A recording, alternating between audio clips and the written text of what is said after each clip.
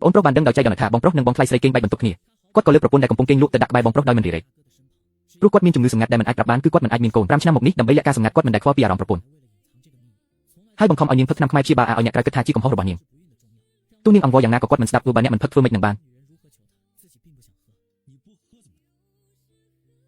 បើប្អូនថ្លៃមិនឈឺកុំឲ្យនាងផឹកថ្នាំផ្ដេសផ្ដាស់អីបងប្រុសបងប្រុសនេះគ្រាន់តែជាថ្នាំបំពេញសុខភាពសម្រាប់នាងប៉ុណ្ណោះគ្មានការធ្វើបែបនេះនាំតែរឿងប្អូនប្រុសមិនយល់ថាហេតុអ្វីបងប្រុសតាមការពីប្រពន្ធខ្លួនម្លេះរហូតដល់ថ្ងៃមួយគាត់ឃើញថាបងថ្លៃនិងប្រពន្ធមានរូបរាងនិងមុខមាត់ស្រដៀងគ្នាខ្លាំងណាស់ធ្វើឲ្យបងថ្លៃស្រីប្រែទឹកមុខនាងខឹងខ្លាំងរហូតបោះផ្លែឈើដែលចិត្តរួចចូលក្នុងធុងសម្រាមចោលពេលនោះប្រពន្ធក៏និយាយកាត់ថានាងមិនអាចប្រៀបជាមួយបងថ្លៃបានទេបងថ្លៃស្រីគ្រាន់តែញ៉ាំបន្តិចរួចក៏ឈប់ធ្វើការងារក្នុងដៃទាំងខឹងសម្បាហើយដើរចេញទៅបាត់ចំណែកបងប្រុសវិញមិនត្រឹមតែមិនទៅលួងថែមទាំងនៅស្ដាប់អូនប្រុសជាប្រពន្ធរឿងធ្វើបង្អែមអាក្រក់មើលប៉ុន្តែបងប្រុសបែរជាសរសើរថាបង្អែមដែលប្អូនថ្លៃធ្វើគឺស្អាតណាស់ពេលនោះប្អូនប្រុសគិតតែពីចង់យកចិត្តលោកតាក៏មិនបានចាប់អារម្មណ៍ហើយក៏មិនបានឃើញថាបងប្រុសបានលួចថាបង្អែមនោះយ៉ាងមានក្តីសុខយប់ឡើងដោយសារប្រពន្ធមិនព្រមផឹកថ្នាំក៏ជ្រុះជាមួយប្តីយ៉ាងខ្លាំងសំណាងល្អបានបងប្រុសចេញមកជួយខាត់ទើបនាងបានធូរស្រាលនាងអង្គុយយំម្នាក់ឯងនៅលើទងខាងក្រៅស្រាប់តែមានអ្នកមកលួងនាងស្មានថាជាប្តីដឹងខ្លួនខុសហើយត្រឡប់មកវិញនាងក៏ស្ទុះទៅអបគេភ្លាមដោយមិនបានមើលមុខទាំងយំរៀបរាប់ថាការផឹកថ្នាំទាំងនោះវាធ្វើឲ្យនាងចាប់នាងថារឿងអ្វីដែលអ្នកមិនចង់ធ្វើគឺអាចនិយាយចេញមកបានគ្មានអ្នកណាអាចបង្ខំអ្នកបានទេប្តីសម្លាញ់បងនៅតែបារម្ភពីខ្ញុំខ្លាំងណាស់មែនទេ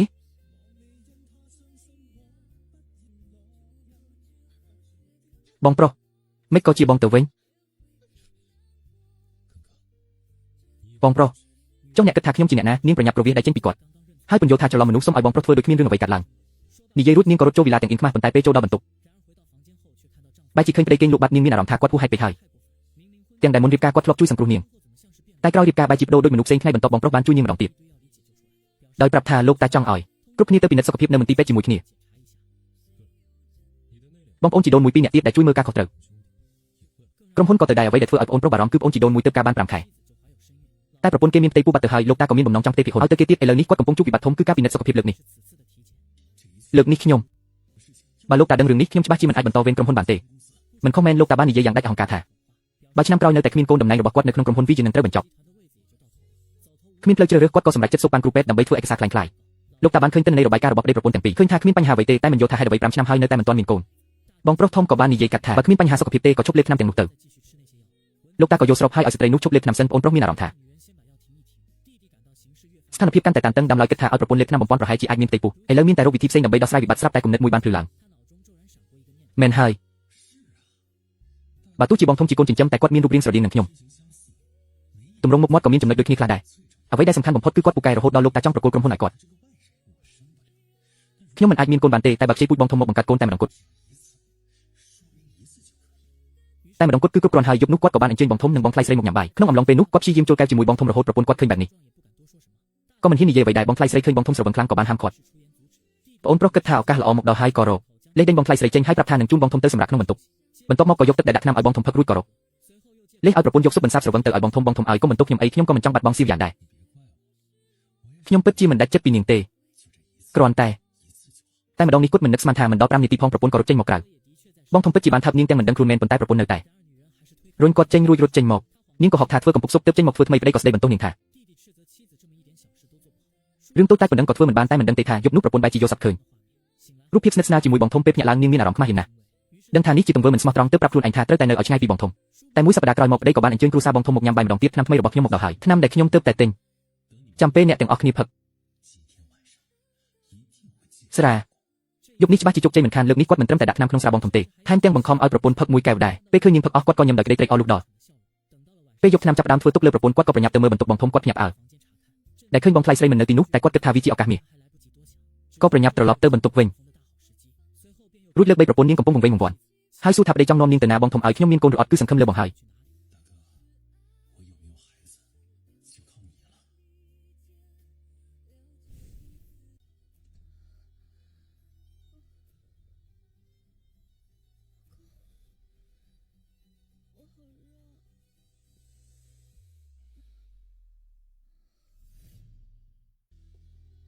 ខ្ញុំក្តៅខ្លួនណាស់ធានចិនខ្ញុំចូលទៅហើយណា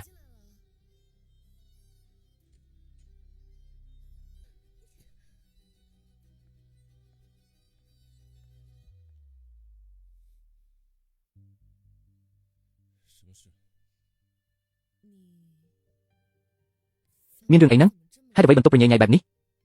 មិញនេះមានអ្នកណានៅទីនេះមែនទេ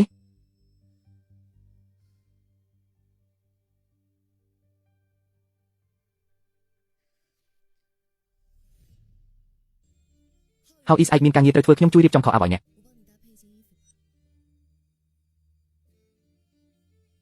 តើខ្ញុំគួរធ្វើបែបណាទៅ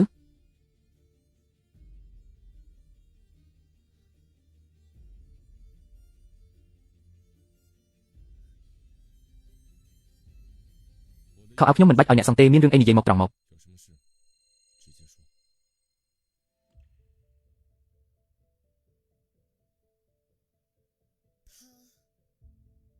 គេគឺជាមនុស្សដែលអ្នកចង់ការពារមែនទេ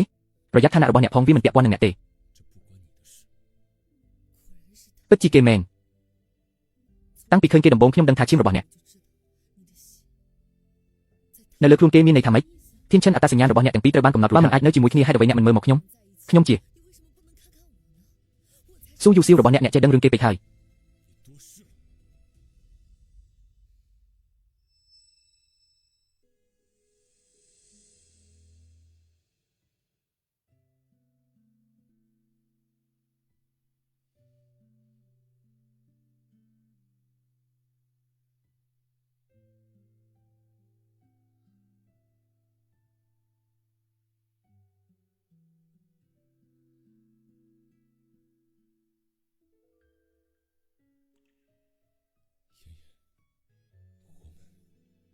យ៉ានយើងមិនអាចនៅជាមួយគ្នាបានទេ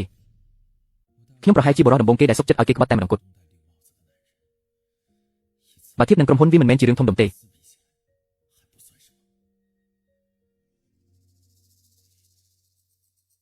ហេតុអ្វីអ្នកត្រឡប់មកវិញប្តីសម្លាញ់ខ្ញុំហាក់ដូចជាជឿហើយអ្នកប្រញាប់ទៅហៅគ្រូពេទ្យឲ្យខ្ញុំមក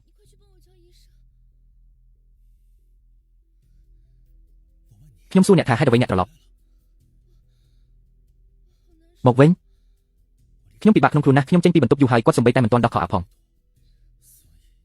លើកនេះនៅតែមិនបានសម្រេចទៀតតើខ្ញុំគួរធ្វើយ៉ាងណាទៀតទើបអាចជោគជ័យបានហេតុអ្វីអ្នកចុះមកទៅលើកម្ហូបមកខ្ញុំចង់ភ្លក់ស្នាដៃអ្នក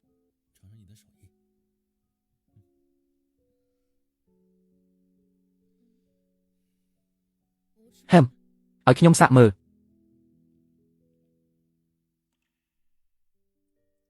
គ្មានអ្នកណាទ្រាំបានទេបើប្តីខ្លួនឯងស្រឡាញ់ស្រីផ្សេងយ៉ាងហួសគាត់គ្រាន់តែអាណិតអ្នកទើបជួយអ្នកពីរបីដងប៉ុណ្ណោះមិនអាចក្បត់បានទេមិនអាចក្បត់បានដាច់ខាត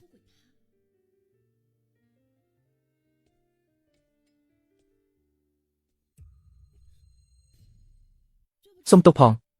មានរឿងអី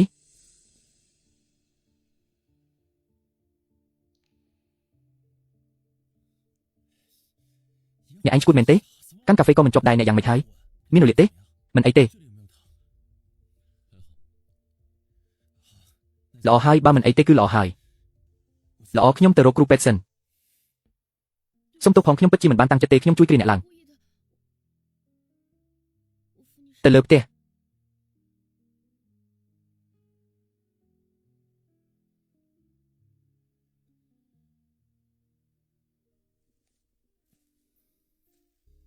សុំទោសផងដែលខ្ញុំបានប្រមាថអ្នក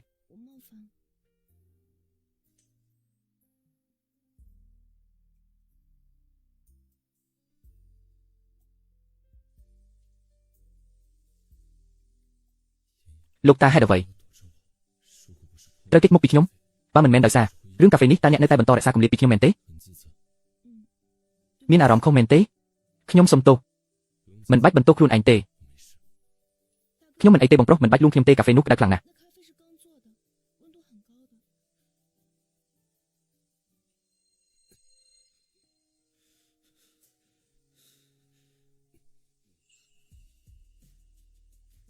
មិនដឹងទេអីថាក្បាលពូបរោះជាកន្លែងរសើបលេង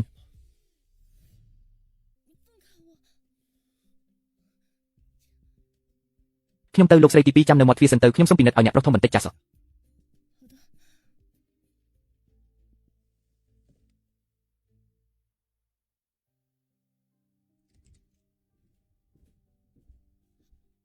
លោកគ្រូពេទ្យរបួសធ្ងន់ទេមិនអីទេសំណាងហើយដែលលាងទឹកត្រជាក់ទាន់ពេលគ្រាន់តែក្រហមបន្តិចទៀតនឹងជាហើយ បានហើយកុំបន្ទោសខ្ញុំអីខ្ញុំពិតជាមានអារម្មណ៍ខុសណាស់សុំទោសបានទេថ្ងៃនេះមានស៊ុបដែលស៊ីវយ៉ាងខឲ្យពួកគេសាកម្ដងទៀតទៅបើអ្នកជាអ្នកធ្វើបងប្រុសច្បាស់ជាព្រមផឹកមិនខាន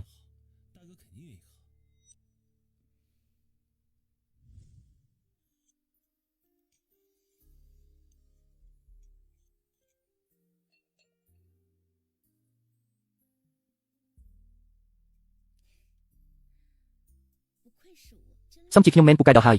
ថែមគ្រាប់គេទីតុបតែងបន្តិចទៀតគឺល្អឥតខ្ចោះតែម្ដង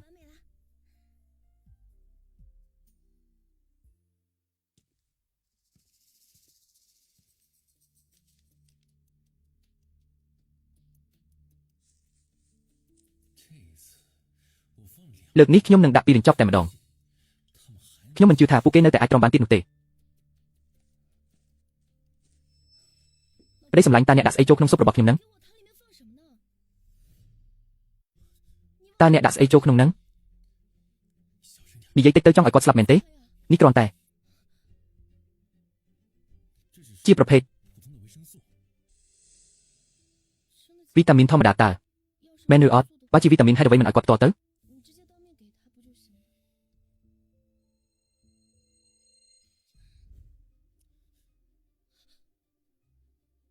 អ្នកដាក់ថ្នាំសម្រាប់ឲ្យបងប្រុសតើអ្នកចង់ធ្វើអ្វីឲ្យប្រាកដនឹង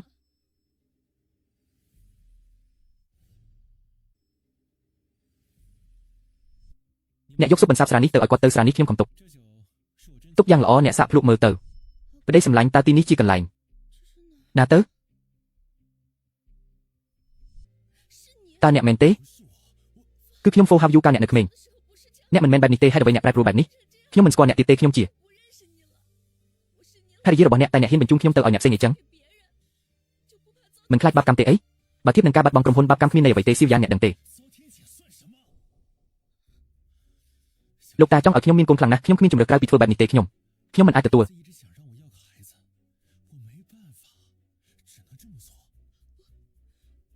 យកបានខ្ញុំមិនអាចទទួលយកបានទេដែរស្វាមីរបស់ខ្ញុំបោះបង់ខ្ញុំឲ្យបញ្ជូនទៅឲ្យអ្នកផ្សេងខ្ញុំមិនអាចទទួលយកបានទេខ្ញុំមិនព្រមមែនទេហាមទៅណាទាំងអស់លេងខ្ញុំយ៉ានយើងជាប្តីប្រពន្ធនឹងគ្នាជាមនុស្សតែមួយតតែខ្ញុំរស់នៅស្រួលទើបអ្នកមានជីវិតល្អ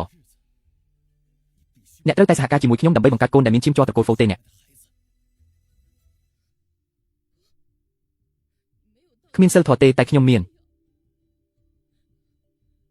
ហើយកុំភ្លេចថាបងធំគ្រាន់តែជាកូនចិញ្ចឹមទេក្នុងខ្លួនគាត់គ្មានឈាមជ័រត្រកូលហ្វូទេទោះបីជាអ្នកជោគជ័យក៏កូននោះគ្មានឈាមជ័រពាក់ព័ន្ធនឹងអ្នកដែរហ្វូហៅយូខ្ញុំសូមណែនាំឲ្យអ្នកបោះបងគំនិតដ៏គួរឲ្យខ្លាចនេះទៅខ្ញុំមិនខ្វល់ទៀតទេអ្នកគឺជាប្រពន្ធរបស់ខ្ញុំឲ្យតែអ្នកជាអ្នកបង្កើតលោកតានឹងទទួលស្គាល់ហើយ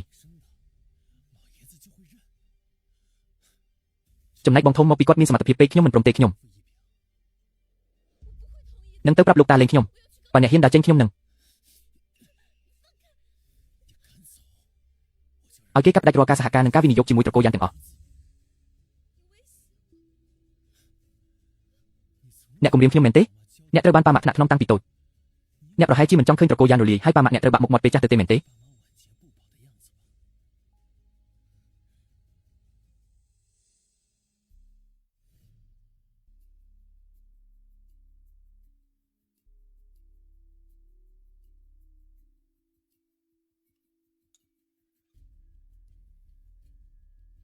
ខ្ញុំដឹងថាឥឡូវនេះអ្នកពិបាកចិត្តណាស់យក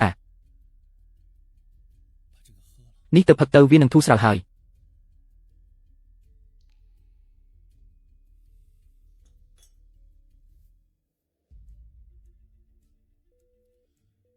ផ្នែកគម្រោងមែនទេកុំតាន់ខ្ញុំផឹកហើយ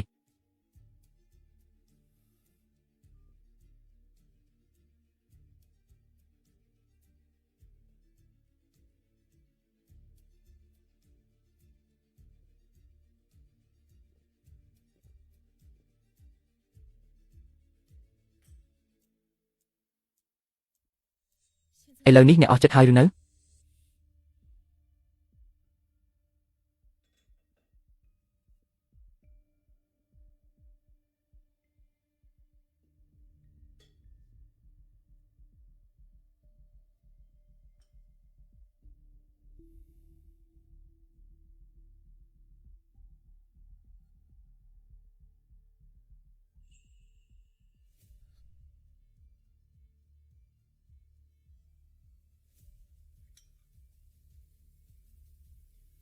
យករបស់នេះទៅឲ្យបងធំទៅ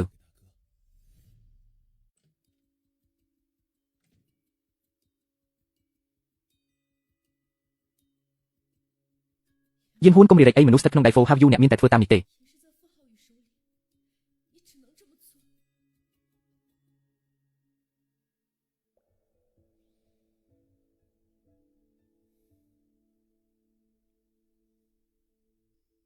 សុំទោសផងស៊ុបធ្វើឲ្យអ្នកឈឺខ្ញុំបានរំងាស់ស៊ុបឲ្យអ្នកផឹកវាឲ្យអស់សិនចាំបន្តធ្វើការទៀត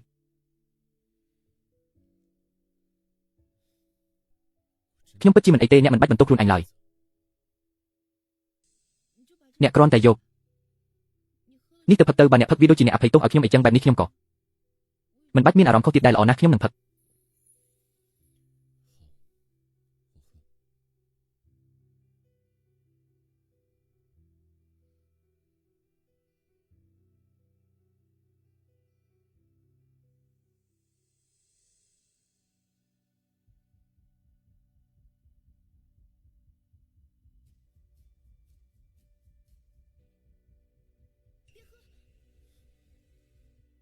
កុំផឹកនៅក្នុងនោះមានដាក់ថ្នាំមានន័យថាម៉េចខ្ញុំអាចទុកចិត្តអ្នកបានទេប្រកបណាស់ For have you អសត្វត្រឆាននោះវាបានដាក់ថ្នាំសម្រាប់វាចង់ឲ្យខ្ញុំមានផ្ទៃពួកកូនរបស់អ្នកហេតុអ្វីវាហ៊ានធ្វើបែបនេះចំពោះអ្នក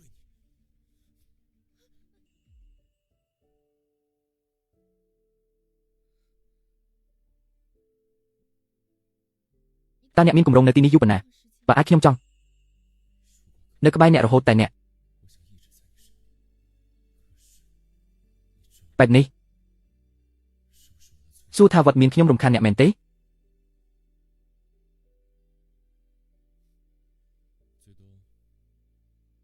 យ៉ាងច្រើនបំផុត1ខែ1ខែមានន័យថាឲ្យតែខ្ញុំអាចបន្លំឲ្យផុត1ខែនេះហើយយូនឹងធ្វើអ្វីខ្ញុំមិនបានឡើយអ្នកចង់ធ្វើអ្វីខ្ញុំបានទាំងអស់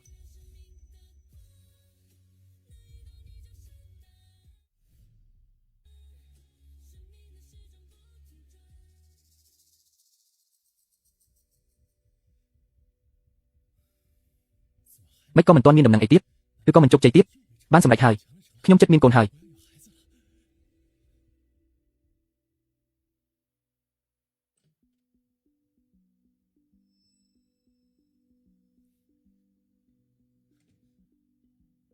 ប្រពន្ធសម្លាញ់អ្នកហត់នឿយហើយពេលនេះ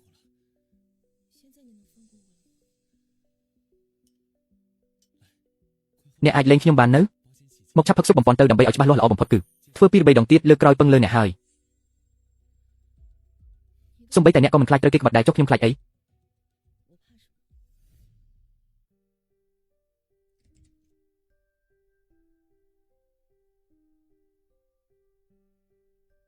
អូនសម្លាញ់ម្សិលមិញអូនហត់នឿយខ្លាំងហើយនេះទឹកដោះគោពីរ៉េតសម្រាប់អូនអ្នកផឹកមួយកែវយកមួយកែវទៀតឲ្យបងធំផឹក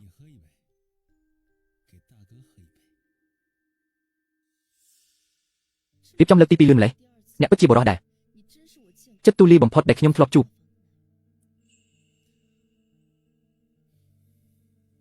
ធៀបនឹងក្រុមហ៊ុនរឿងនេះគ្មានន័យអីទេប្រពន្ធសម្លាញ់កុំបង្អង់យូរឆាប់ឡើងទៅអូខេខ្ញុំមិនផឹកទេ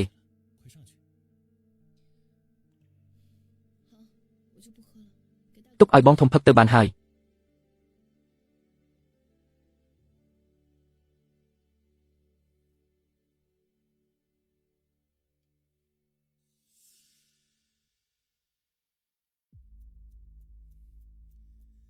1 ម៉ោងកន្លះហើយលើកនេះច្បាស់ជាបានសម្រេច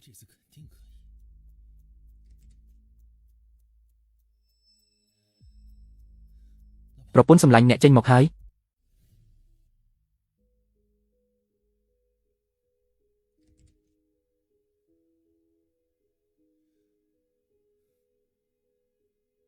ប្រពន្ធសម្លាញ់មិនក៏ថ្ងៃនេះចេញមកលឿនម្លេះទើបតែបាន1ម៉ោងសោះ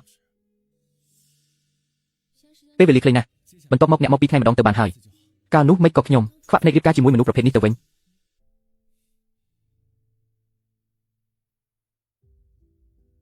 កន្លងផុតទៅជាង20ថ្ងៃហើយគាត់គួរតែ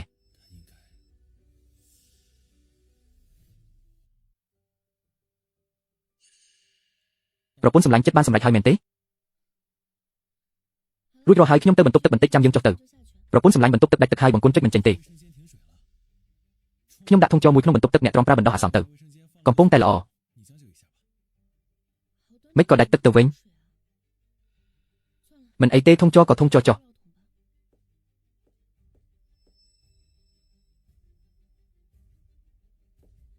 ខ្ញុំចុះទៅមុនហើយអ្នកក៏ប្រញាប់ចុះទៅដែរបាទ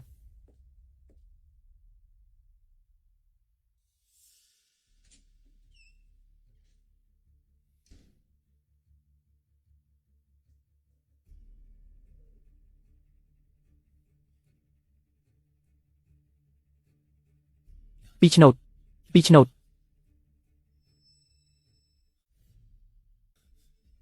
មិនក៏មានតែមួយឆ្នោតច្រើនដងហើយគាត់នៅតែមិនទាន់មានផ្ទៃពោះមិនអាចទេពួកគាត់ធ្វើច្រើនដងយ៉ាងនេះមិនក៏អាចមិនមានផ្ទៃពោះរឿងនេះច្បាស់ជាមានបញ្ហាហើយទៅចុះប្រពន្ធសម្លាញ់យប់នេះបន្តទៀតកន្លះខែជាងកន្លងផុតទៅហើយគាត់នៅតែមិនព្រមបោះបង់ទៀតល្អ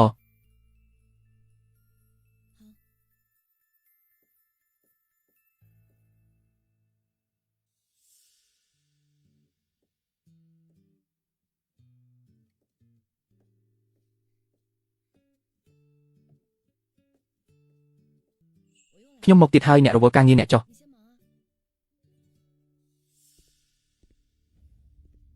ខ្ញុំចង់ដឹងណាស់ថាហេតុអ្វីបានជាសៀវយានមិនទាន់មានកូន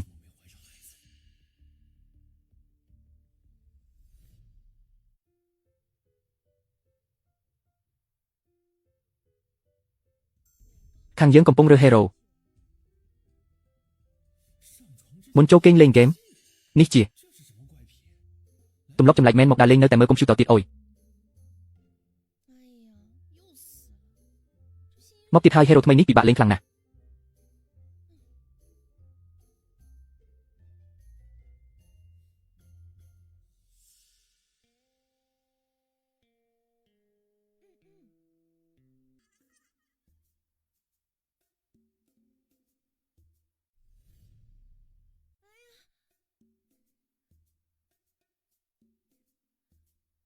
វៃវាទៅហា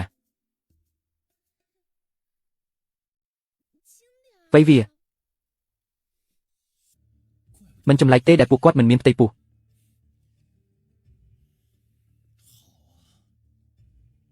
ល្អណាស់ពួកគាត់ទាំងពីរហ៊ានរួមដៃគ្នាพูดខ្ញុំផង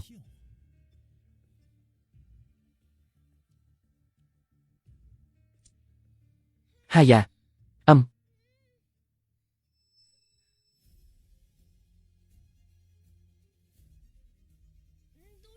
ហើយថាឲ្យថ្នមបន្តិច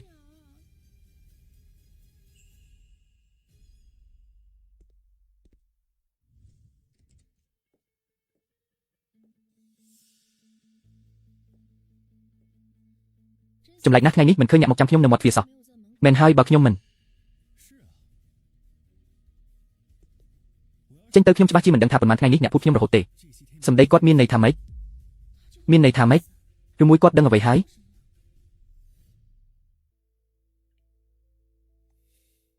បើខ្ញុំមិនលួចមើលខ្ញុំប្រហែលជាមិនដឹងថាអ្នកចង់លេងសាច់បែបនេះទេអ្នកហ៊ានណាស់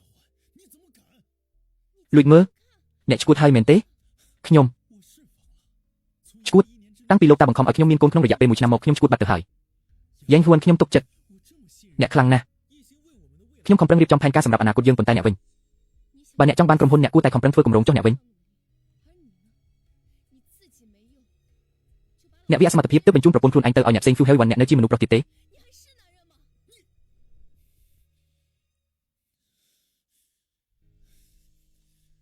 ខ្ញុំមិនចង់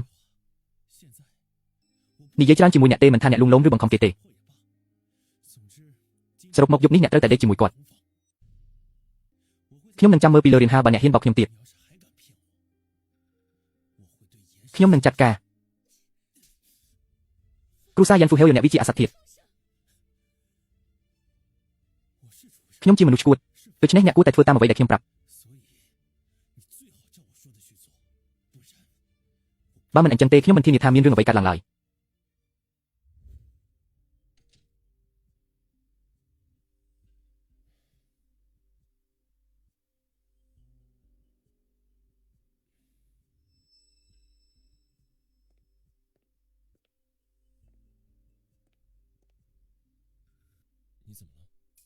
អ្នកកាត់អីហ្នឹងហើយវាធ្វើបាបអ្នកមែនទេ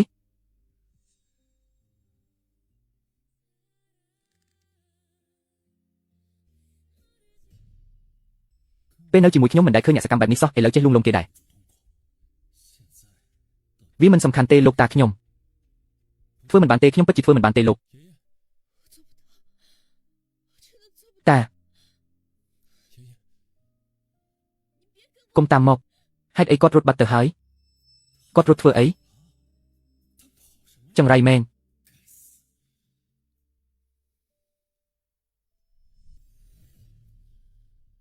ហេតុអីគាត់រត់បាត់គាត់រត់ធ្វើអីចង្រៃមែន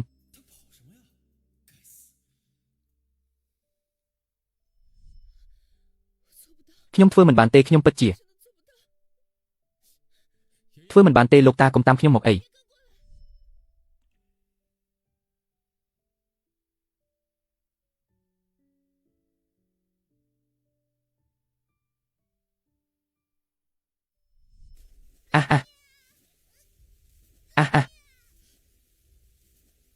ឥឡូវអ្នកជាអ្នកចាញ់ហើយឆ្ងាញ់ណាស់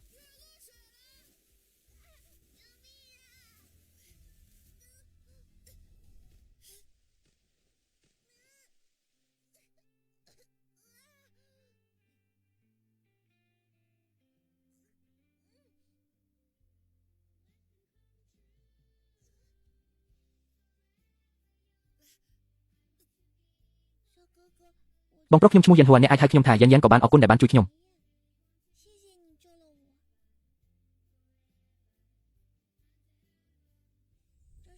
នេះជារបស់ដែលខ្ញុំធ្វើដោយផ្ទាល់ដៃជូនអ្នកពេលខ្ញុំធំឡើងខ្ញុំនឹងធ្វើជាកូនក្រមុំរបស់អ្នកល្អទេល្អសន្យាហើយណា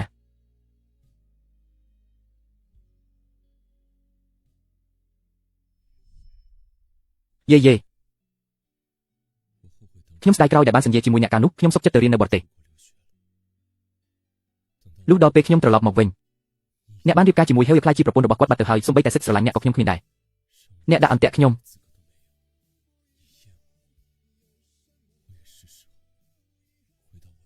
ដល់ពេលដែលខ្ញុំត្រូវត្រឡប់ទៅកាន់ពិភពរបស់ខ្ញុំវិញហើយធ្វើមិនបានទេបើនៅបន្តទៀតខ្ញុំច្បាស់ជាឈួតមិនខានចិត្តនឹងជោគជ័យទៅហើយអ្នកត្រឡប់មកវិញឥឡូវនេះចង់ឈួតមែនទេ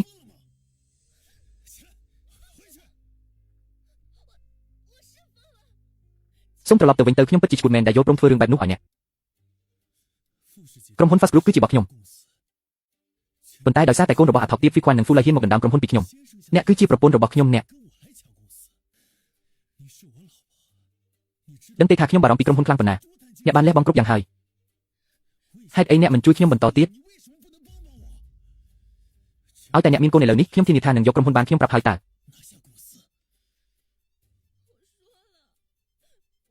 ខ្ញុំធ្វើមិនបានទេឲ្យខ្ញុំប្រាប់អ្នកប៉ុន្មានដងទៀតគ្រាន់តែបិទភ្លើងបិទភ្នែកចាំគាត់ដើមមុនទៅបានហើយតើអ្នកបារម្ភអីអ្នកហ៊ានពីខ្ញុំផងខ្ញុំមិនខ្វល់ទេយប់នេះអ្នកត្រូវតែធ្វើឲ្យបានធ្វើមិនបានទេអ្នកត្រូវតែសងលេងខ្ញុំមិនចាំថាខ្ញុំបាននិយាយខ្ញុំមិនចាំទេមិនបាច់នាំគាត់ឡើងមកទេខ្ញុំហើយ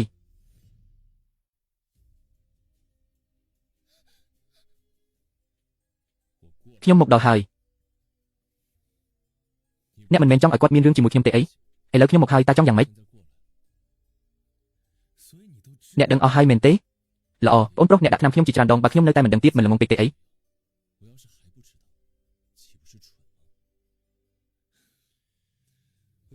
តែអ្នកមករកខុសកន្លែងហើយបើអ្នកចង់បានកូនអ្នកអាចមករកខ្ញុំបានតើអ្នកត្រូវដឹងថាបើមនុស្សប្រុសមិនព្រមទោះអ្នកបង្ខំមនុស្សស្រីយ៉ាងណាក៏គ្មានប្រយោជន៍ដែរ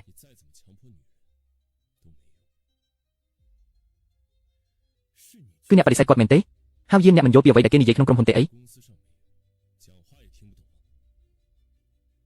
ខ្ញុំដឹងពីគម្រោងការរបស់អ្នកយូរហើយទើបខ្ញុំបដិសេធរហូតតើអ្នកយល់ទេគាត់និយាយបែបនេះគឺដើម្បីការពារខ្ញុំមែនទេគាត់និយាយបែបនេះតើគាត់កំពុងការពារខ្ញុំមែនទេក្នុងពេលដែលអ្នកដឹងពីគម្រោងការរបស់ខ្ញុំហើយហេតុអ្វីមិនសហការអ្នកក៏ដឹងថាខ្ញុំត្រូវការកូនខ្លាំងប៉ុណ្ណាអ្នកចង់ពឹងលើការមានកូនដើម្បីបន្តវេនក្រុមហ៊ុនមែនទេមិនស្មើនឹងពឹងលើសមត្ថភាពខ្លួនឯងទេហើយយានបើអ្នកមានសមត្ថភាពតែពាក់កណ្ដាលរបស់ខ្ញុំលោកតាប្រហែលជាប្រគល់ក្រុមហ៊ុនឲ្យអ្នកយូរហើយយ៉ាងអ្នកមិនចង់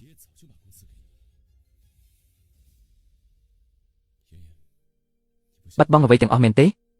ខ្ញុំនឹងមិនឲ្យគាត់ចាញ់ឡើយមិនព្រមមែនទេល្អខ្ញុំគ្មានផ្លូវថយក្រោយទៀតទេបើអញ្ចឹងកុំបន្ទោសថាខ្ញុំមិនគួរសមឲ្យសោះមកនេះឲ្យអស់មក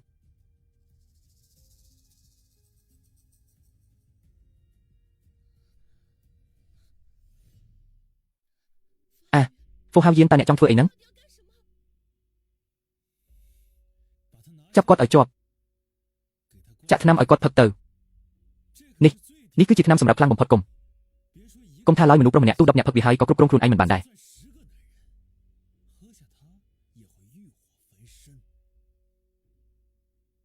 អ្នកប្រុសទី2តើខ្លាចអីពួកអ្នកគឺជាមនុស្សដែលខ្ញុំចិញ្ចឹមខ្ញុំឲ្យធ្វើអីត្រូវតែធ្វើតាមបើអ្នកណាមិនធ្វើខ្ញុំនឹងដេញចេញពីការងារហ្វូហៅយានអ្នកមិនអាចធ្វើបែបនេះទេចាំនៅខាងសិនចាំខ្ញុំចាត់ការបងធំរួចចាំមកចាត់ការអ្នកតាមក្រោយធ្វើទៅ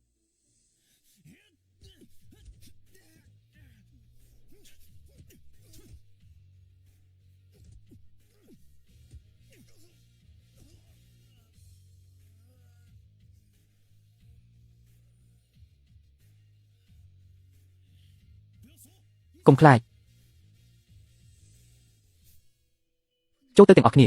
មិនអាចឲ្យពួកគេធ្វើបាបបងធំបែបនេះទេខ្ញុំត្រូវទៅរកលោកតា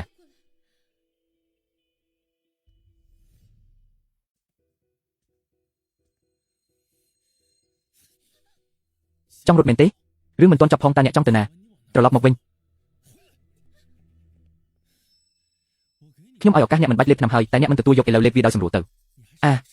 លេងខ្ញុំទៅលេងខ្ញុំ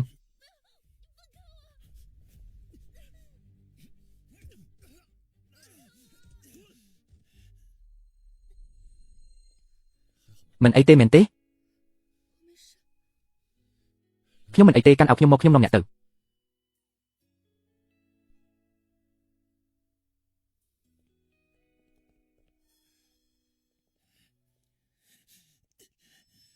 កុំប៉ះខ្ញុំលេងខ្ញុំទៅកុំមកចិត្តខ្ញុំអី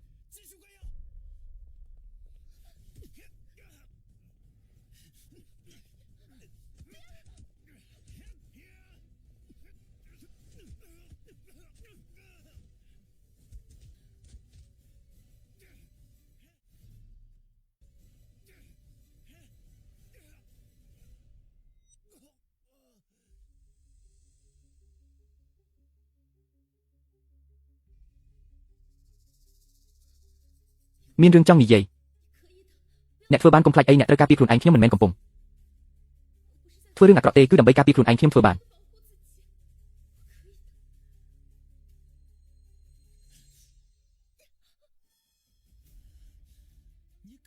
អ្នកហ៊ានវាបំបែកមែនទេអ្នកគ្រាន់តែជាសត្វទន្សាយសោះហ៊ានលើកដៃដាក់ខ្ញុំផង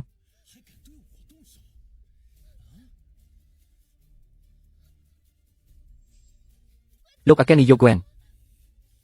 មិនបាច់បារម្ភពីខ្ញុំទេកុំបារម្ភអីទោះបីជាអ្នកទុកខ្ញុំចោលនៅទីនេះម្នាក់ឯងក៏ពួកគេមិនហ៊ានធ្វើអ្វីខ្ញុំដែរអ្នកប្រញាប់ទៅអ្នកមិនបាច់បារម្ភពីខ្ញុំទេលោកតាអ្នកឆោតពេកហើយបងធំចង់កំចាត់ទីនេះវាងាយស្រួលណាស់ប៉ុន្តែបើគាត់កំចាត់ទីនេះ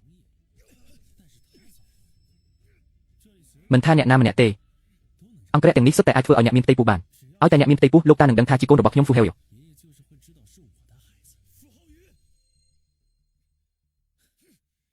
បងធំនេះជាលើកដំបូងហើយដែលខ្ញុំឃើញអ្នកខឹងខ្លាំងបែបនេះទឹកមុខអ្នកដូចជាចង់សម្លាប់ខ្ញុំអញ្ចឹងអ្នកប្រហែលជាមិនមែនស្រឡាញ់ប្រពន្ធរបស់ខ្ញុំ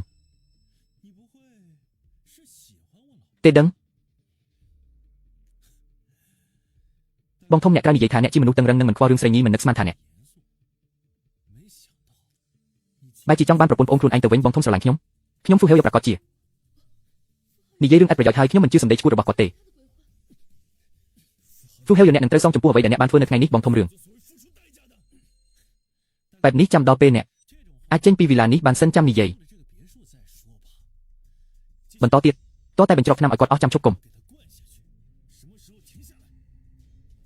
និយាយជាមួយមនុស្សឈួតនេះអីគាត់មិនដឹងអីទេខ្ញុំមិនអាចឲ្យគាត់មកពាក់ព័ន្ធបានទេបងធំប្រញាប់ទៅប្រពន្ធសម្លាញ់កុំធ្វើរឿង ឥតប្រយោជន៍អីគាត់ទៅមិនរួចទេកុំឲ្យខ្ញុំបែបនេះ Fu Heo ខ្ញុំស្អប់អ្នក និយាយទៅពិតជាសប្រាយខ្លាំងមែនតើដែលឃើញ brand កូនខ្មែរយើងចេញមកឡងលោដល់ថ្នាក់ណាឃើញវីដេអូ brand កូនខ្មែរចេញមកលយលយលាចេះហាតិចច្រឡំថា AI ទៅមិន AI ទេទាំងផលិតផលមនុស្សជាមួយនឹងទីតាំងណាគឺប៉ិតទាំងអស់នេះហាបើអត់ស្គាល់ brand Yaska ទេប្រកាសជាគិតថា product ហ្នឹងហាបើសក់គេឯងមិនខ្មែរទេហើយចូលអ្នកទាំងអស់គ្នាវិញពេលមើលមុនដំបូងមានដឹងថាជា brand កូនខ្មែរអត់ភ្លេចខ្មែរនៅខាងខគ្រាន់តែឃើញការថតនឹងរូបរាងរបស់ product ដឹងហើយថាមានស្តង់ដារហ្នឹងគុណភាពដល់ថ្នាក់ណាព្រោះផលិតផល Yaska ចេញមកមួយអត់ដែលធ្វើឲ្យយើងខកបំណងទេហើយផលិតផលកូនបើរបស់ Yaska គឺ Yaska Body Shape Yaska Body Shape ពេលចេញមកឡើងស្លេហ្មងប្រើប្រាស់ដោយ confident ធ្វើឲ្យយើងមានភាពជឿជាក់ហើយ ingredient នៅក្នុងហ្នឹងសិតតែជា ingredient ពិសេសដែលបានមកពីធម្មជាតិរួមបញ្ចូលគ្នានៅក្នុងគ្រាប់ capsule ហ្នឹងហ្មងពេលបើកទៅឃើញហើយខាងណាមួយកំប៉ុងនឹងដែរញ៉ាំស្រកចន្លោះពី3ទៅ8គីឡូប្រកបែបសុវត្ថិភាពហើយក៏មានការណែនាំយ៉ាងត្រឹមត្រូវបានប្រើប្រាស់ហើយតាំងពីដើមខែ3មុនផលិតផលចេញលក់ទៀតទៅទាំងគុណភាពទាំងស្តង់ដារចិត្តលើ Yaska Body Shape បានហើយពីលើហ្នឹងក៏ជួយទប់ឃ្លានមិនធ្វើឲ្យយើងចិត្តតែចង់ញ៉ាំផ្ដិប Yaska Body Shape ផលិតផលរូបមន្តស្តង់ដារមកពីប្រទេសបារាំងចឹងហើយបើអ្នកទាំងអស់គ្នាចាប់អារម្មណ៍អាចឆាតចូល page CEO Yaska បាន ខ្ញុំចង់លេងលេះជាមួយអ្នក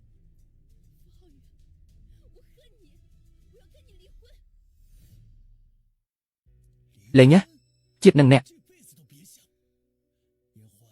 កុំសង្ឃឹមឲ្យសោះចាប់តាំងពីថ្ងៃដែលខ្ញុំរៀបការជាមួយអ្នកមកប្រេងវាសនារបស់យើងត្រូវបានចង់ភ្ជាប់គ្នាហើយឥឡូវនេះអ្នកចង់ចាក់ចេញពីខ្ញុំយកសពទៅ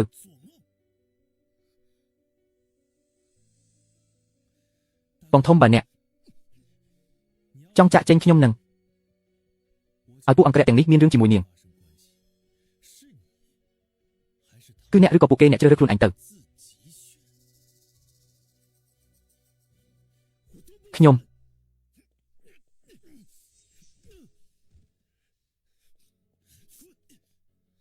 មិនអនុញ្ញាតដាច់ខាតអាចឈួតចូលមកទាំងអស់គ្នា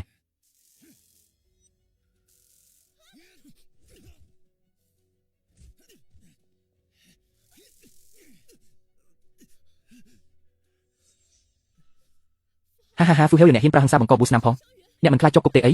ខុសច្បាប់ហើយយ៉ាងម៉េចខ្ញុំគ្មានផ្លូវរើសតាំងពីយូរហើយបន្តទៀត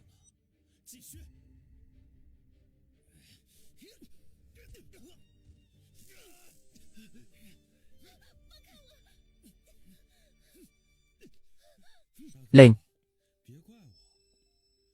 ខ្ញុំទៅបងធំកុំបន្ទោសខ្ញុំអីឲ្យតែអ្នកព្រមសហការឲ្យឆេវយ៉ាងផ្ដាច់ស្រាបានសម្រេចខ្ញុំធានាថារឿងថ្ងៃនេះនឹងគ្មានអ្នកណាដឹងឡើយទៅថ្ងៃមុខនៅខាងក្រៅយើងនៅតែជាបងប្អូនល្អនឹងគ្នាយកសពទៅនៅតែមិនព្រមប្រែខ្លួនទៀតមែនទេបន្តទៀត Fu Heo អសត្វត្រឆានលេងពួកយើងទៅឈប់ភ្លាមហេបាត់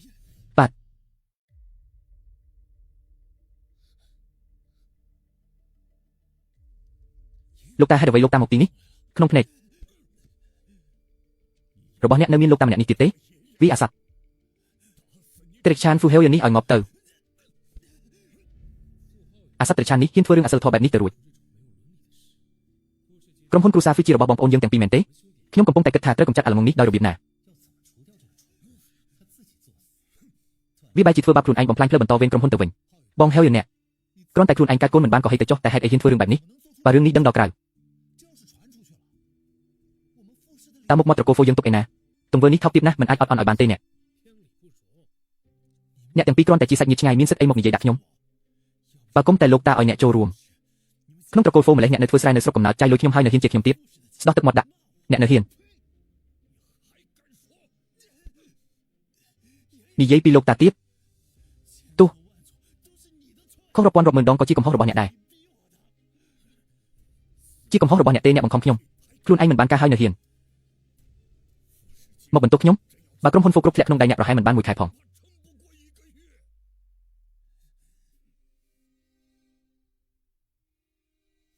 ហ្វូហាវយូចរិតរបស់អ្នកថោកទាបសិលធម៌ក៏មិនល្អមិនអាចបន្តពូជពង្សត្រកូលហ្វូបានទេចាប់ពីថ្ងៃនេះទៅដកតំណែងអ្នកចេញពីអ្នកគ្រប់គ្រងហ្វូគ្រប់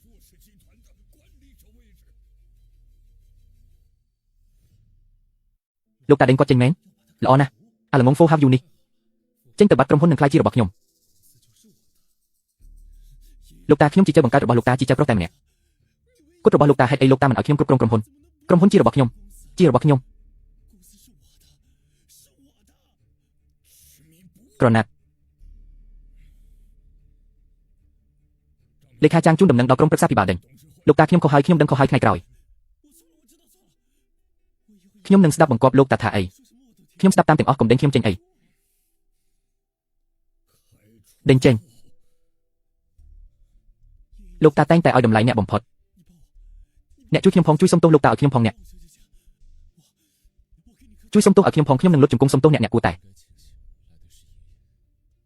ត្រេកអរដែលលោកតាជាអ្នកមកបើជាប៉ូលីសវិញអ្នកប្រហែលត្រូវគេចាប់ខ្លួនបាត់ហើយប្រពន្ធជួយខ្ញុំផងខ្ញុំដឹងខុសហើយ Phô Hao Yu នេះជាកម្មពីរបស់អ្នកទេគឺអ្នកធ្វើខ្លួនឯងទាំងអស់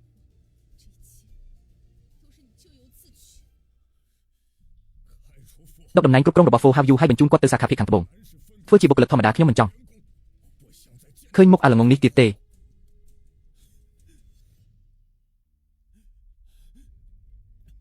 លោកតាកុំទៅចោលខ្ញុំអី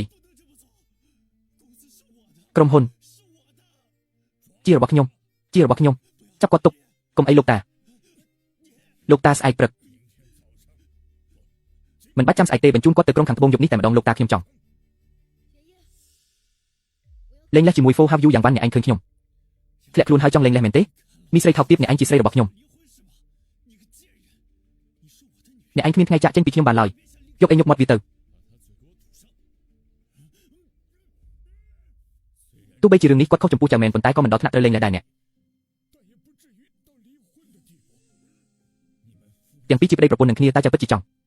បោះបង់គាត់មែនទេលោកតា Phô Hao Yu ជាចៅរបស់លោកតាកាន់ជើងគាត់ខ្ញុំយល់ប៉ុន្តែខ្ញុំមិនចង់ឃើញមុខគាត់ទៀតទេដូច្នេះខ្ញុំត្រូវតែលេងលេះគ្រួសារខាងស្រីត្រកូលយ៉ានអាស្រ័យលើត្រកូល Phô របស់ខ្ញុំទៅរីកចម្រើនបានបើអ្នកលេងលេះគ្នាគម្រោងរបស់ត្រកូល Phô នឹងមិនបន្តទៀតទេជាជាងតាអ្នកគិតច្បាស់ហើយឬនៅកាលពីកន្លះខែមុនដើម្បីគ្រួសារខ្ញុំបានបន្ទាបខ្លួនយកព្រមតាមគាត់ដើម្បីខ្ចីពូជអីហ្នឹងតែខ្ញុំទ្រាំនឹងជីវិតបែបនេះឆ្អែតហើយអញ្ចឹងការលេងលេះនេះខ្ញុំត្រូវតែធ្វើឲ្យបានថៃវ៉ាន់ខ្ញុំនឹងរើចេញអធិរាជបិសាចឲ្យអ្នកគឺជាមនុស្សស្រីរបស់ខ្ញុំអ្នកកុំសង្ឃឹមថាអាចចាក់ចេញពីខ្ញុំឲ្យសោះ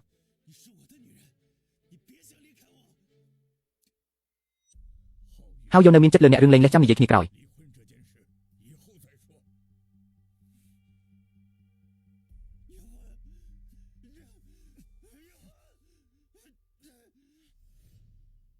លេងលេះអីទៅប្រពន្ធសម្លាញ់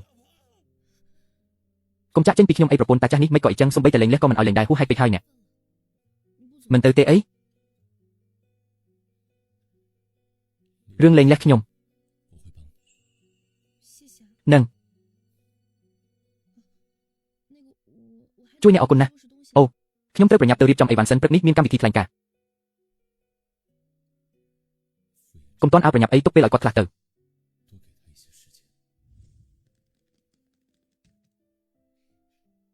យ៉ាន់អ្នកមិននៅអេរីសតទេអីមិនក៏ត្រឡប់មកវិញទាំងយប់អាធ្រាត្របែបនេះចុះហើយយកទៅណាហើយមែនហើយចុះកូនប្រសាមិនក៏មិនមកជាមួយគ្នាទៅថ្ងៃមុខទូហៅយកនឹងមិនមកថ្លែងការអីទៀតទេពួកយើងនឹងលេងលេះគ្នាហើយអីគេលេងណារឿងកំពុងតែល្អមិនក៏ចង់លេងលេះតើអ្នកបានធ្វើអីឲ្យគាត់ខឹងមែនទេ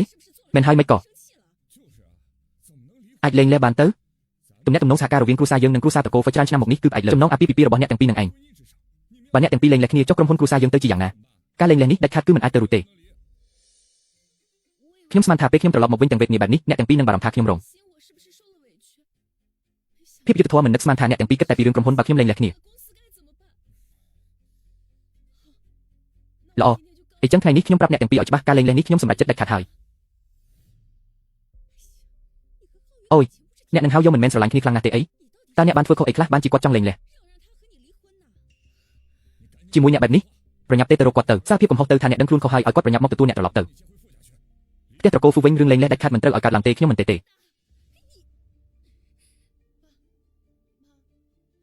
ពុកម៉ែពេលនេះខ្ញុំទើបតែដឹងថាអ្នកទាំងពីរអាត្មានិយមដល់ថ្នាក់នឹងរាល់ដងដែលខ្ញុំត្រឡប់មកវិញអ្នកទាំងពីរតែងតែសប្បាយចិត្តមកទទួលតាមពិតគឺដើម្បីទទួលអំណុលងង Phô ហៅយនោះសោះឲ្យតែខ្ញុំចង់លេងលេះគឺដឹងតែជាកំហុសរបស់ខ្ញុំមែនទេគឺអាមនុស្សល្ងងនោះធ្វើបាបខ្ញុំតើបើអ្នកទាំងពីរស្រឡាញ់ខ្ញុំមែនអ្នកទាំងពីរគួរតែស្ទុះទៅវាគាត់មួយមេដៃទើបត្រូវទោះបីជាហៅយកខុសក៏ដោយក៏ ប្តីប្រពន្ធតែងតែមានរឿងរកម្មរកូសខ្លះហើយអ្នកគួរតែចិត្តទូលាយបន្តិចទៅរឿងនឹងវានឹងកន្លងផុតទៅហើយអ្នកទាំងពីរជាពុកម៉ែខ្ញុំស្មានថាអ្នកទាំងពីរនឹងបារម្ភពីខ្ញុំមិននឹកស្មានថាក្នុងភ្នែកអ្នកទាំងពីរក្រុមហ៊ុនសំខាន់ជាងខ្ញុំទៅទៀតមើលទៅអ្នកទាំងពីរនឹងស៊ូហៅយូគឺមនុស្សប្រភេទតែមួយទេខ្ញុំមិនគួរត្រឡប់មកវិញតតែសោះអុយកូនមាសកូនប្រុសម៉ែបង្កើតកូនមកមិនក៏មិនបារម្ភពីកូនទៅគ្រាន់តែថាកូនចង់លេងលះវាមិនគួរឲ្យភ្ញាក់ឲ្យពេកទេអីអូកូនត្រឡប់មកវិញយប់ជ្រៅបែបនេះប្រកាសជាហត់នឹងអស់កម្លាំងខ្លាំងហើយបែបនេះចុះកូនទៅសម្រាប់ក្នុងបន្ទប់សិនទៅចាំរឿងអីស្អែកចាំនិយាយគ្នាទៀត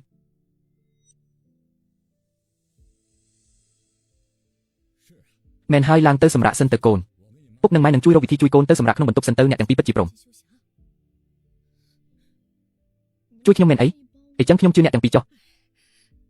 តោះពួកយើងទៅជាមួយគ្នាទៅអូខេ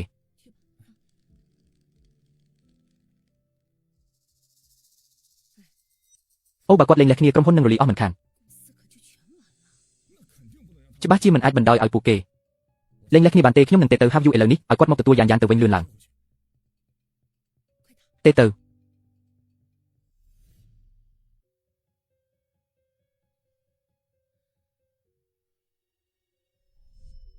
អ្នកមិនអីទេមែនទេប្រហែលជាមិនមែនចូលចិត្តខ្ញុំទេដឹងប្រពន្ធសម្លាញ់ទៅថ្ងៃមុខអ្វីដែលអ្នកមិនចង់ញ៉ាំឬមិនចង់ធ្វើអ្នកអាចប្រាប់ខ្ញុំបាននៅហ្វូឈៀនគ្មានអ្នកណាអាចបង្ខំអ្នកបានទេរឿងលេងលះខ្ញុំនឹងជួយអ្នកហ្វូយ៉ាងឈិនគាត់ពិតជាចូលចិត្តខ្ញុំមែនទេនឹងចូលចិត្តមិនខានទៅថ្ងៃមុខខ្ញុំនឹងហ្វូហៅយូរបស់ទំនាក់ទំនងពួកយើងគាត់មិនធ្វើបែបហ្នឹងទេយ៉ានហ៊ួនកុំយកសັບរឿងស្នេហាអីការស្រឡាញ់គ្នាមួយឆាវតើមានប្រយោជន៍អីចុងក្រោយលទ្ធផលគឺដូចតែគ្នា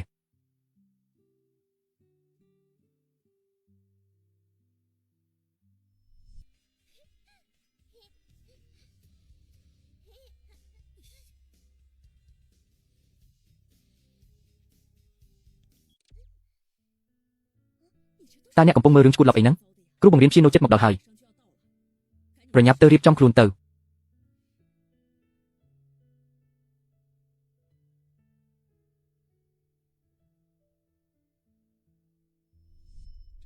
នេះជារបស់ដែលខ្ញុំធ្វើដោយខ្លួនឯងជូនអ្នកពេលខ្ញុំធំឡើងខ្ញុំនឹងធ្វើជាកូនក្រមុំរបស់អ្នកល្អទេល្អសន្យាហើយណា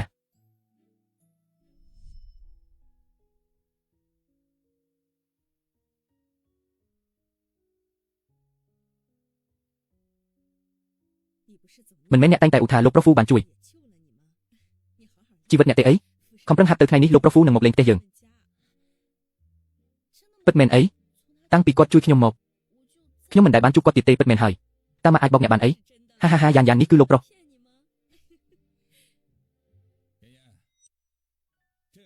ត្រកូលហ្វូឈ្មោះហ្វូហៅយូសួស្ដី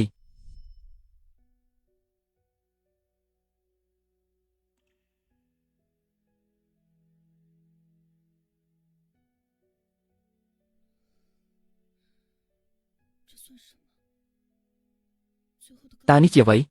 ជាការលាគ្នាលើកចុងក្រោយមែនទេហ្វូហៅយូនេះជាលើកចុងក្រោយដែលខ្ញុំយកសັບឃើញអ្នកផុតពីយប់នេះពួកយើងអស់និស្ស័យនឹងគ្នាហើយលោកតាប្រាប់ឲ្យខ្ញុំទៅហាត់ការនៅសាខាភាគខាងត្បូងប៉ុន្មានឆ្នាំសឹមត្រឡប់មកគ្រប់គ្រងក្រុមហ៊ុនវិញតាមពិតគាត់មិនចង់ទៅជាមួយខ្ញុំទើបមានចំនួនបែបនេះ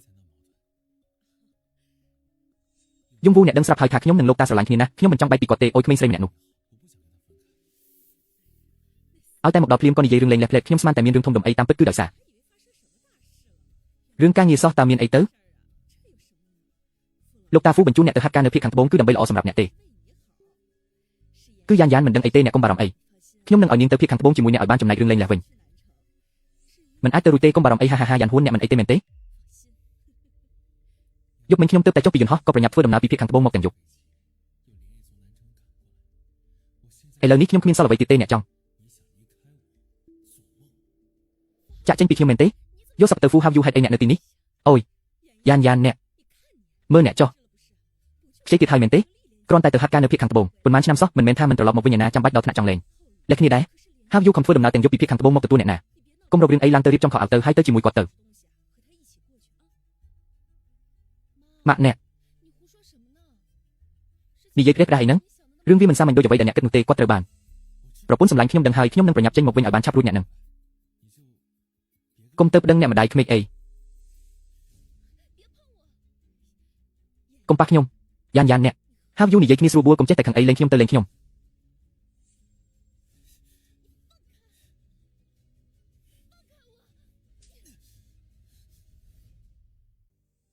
ហ្វូហៅយានទោះបីជាអ្នកបបប្រាស់យ៉ាងណាក៏ដោយក៏ខ្ញុំមិនទៅជាមួយអ្នកដែរចេញពីផ្ទះខ្ញុំភ្លាមទៅប្រពន្ធសម្លាញ់ខ្ញុំដឹងថាអ្នកខឹងខ្ញុំរឿងសុំពូជកូននោះប៉ុន្តែឥឡូវខ្ញុំមិនអាចបន្តវេនក្រុមហ៊ុនបានទេហើយក៏មិនបាច់យកកូនដែរខ្ញុំនៅតែស្រឡាញ់អ្នកអភ័យទោសឲ្យខ្ញុំបានទេមិនអភ័យទោសឲ្យដាច់ខាតចេញទៅប្រពន្ធសម្លាញ់ខ្ញុំទៅហើយខាងនោះខ្ញុំមិនប្រញាប់ត្រឡប់ទៅវិញទេខ្ញុំមានពេលច្រើនកំដរអ្នកគង់តែអភ័យទោសឲ្យខ្ញុំទេ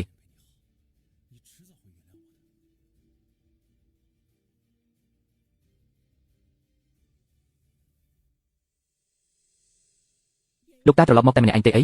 ចុះហៅយូម៉ាក់ខ្ញុំសុំនិយាយជាលើកចុងក្រោយខ្ញុំមិនអភ័យទោសឲ្យហ្វូហៅយូទេបើអ្នកមិនព្រមឲ្យពួកយើងលេងលេះគ្នាខ្ញុំនឹងចេញទៅលើនេះអុយពួកយើងពិតជាឈោខាងអ្នកហើយអ្នកខានមកលេងយូហើយតោះពួកយើងម្ដាយកូនទៅដើរផ្សារជាមួយគ្នាចាំខ្ញុំមួយផ្លេតខ្ញុំទៅបន្ទប់ទឹកសិនរួចពួកយើងចេញទៅភ្លាមយកព្រមទេ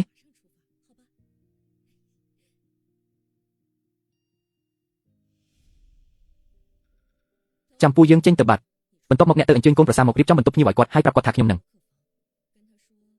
ធ្វើឲ្យពួកគេត្រូវគ្នាវិញចាស់លោកស្រី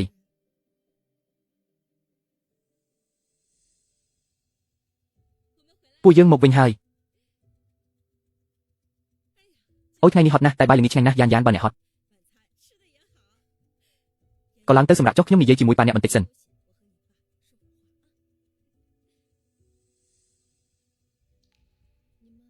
អ្នកមិនឲ្យហ្វូហៅយូចូលមកទៀតទេមែនទេ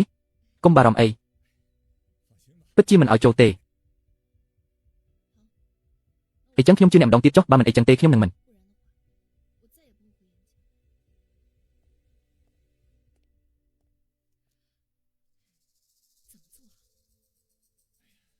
ធ្វើបែបណាទៅអុយប្តីប្រពន្ធឆ្លោះគ្នាដើមក្រែត្រូវគ្នាវិញចុងក្រែតាមានរឿងអីដែលដោះស្រាយមិនចេញទេឲ្យប្តីប្រពន្ធគេមួយយកទៅរឿងគ្រប់យ៉ាងនឹងដោះស្រាយបានហើយល្អណាស់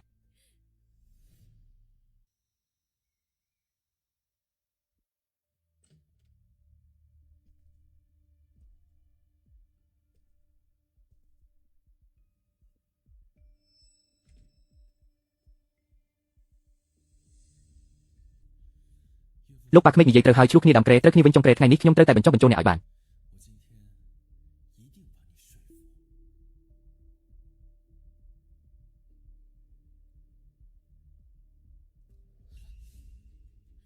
នរណាគេនឹង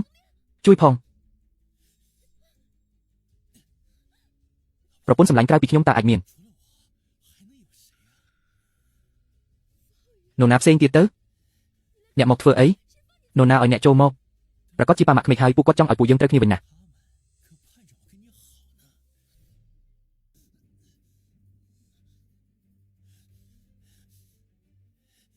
មីស្រីថោកទាបប៉ាម៉ាក់អ្នកប្រគល់អ្នកឲ្យខ្ញុំហើយតើអ្នករត់ទៅណាផុត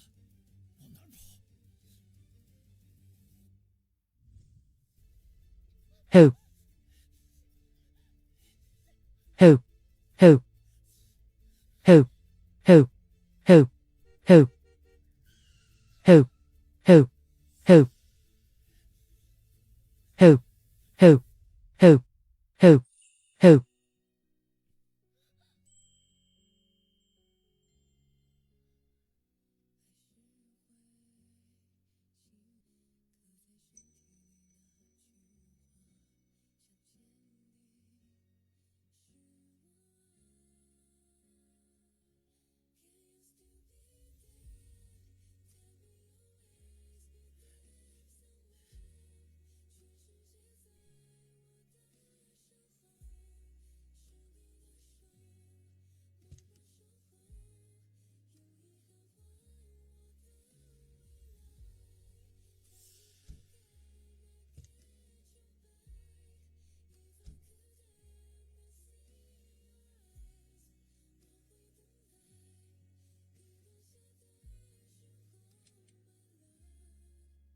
ល្អណាស់ខ្ញុំ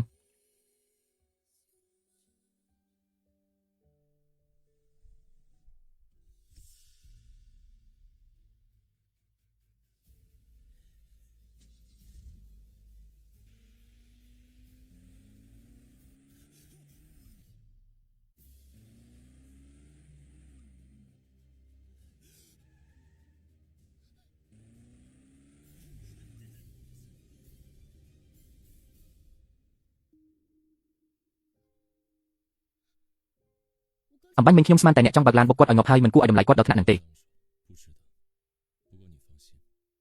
ប៉ុន្តែកុំបារម្ភអីថ្ងៃក្រោយជីវិតគាត់នឹងកាន់តែវេទនាជាងថ្ងៃនេះទៅទៀតអរគុណអ្នកណាហ្វូយៀនឈិនប៉ុន្តែហេតុអីអ្នកមកនៅក្បែរផ្ទះខ្ញុំនៅចង្កេះខាងក្រោយអ្នកមានឯកសារមួយចូលយកវាចេញមក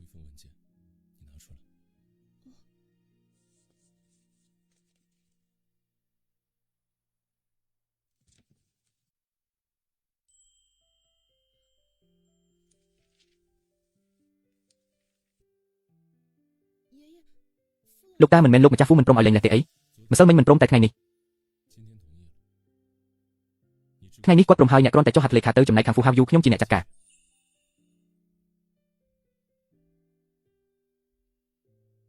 លោកម្ចាស់ហ្វូជាមនុស្សរឹងរូសណាស់តើអ្នកអាច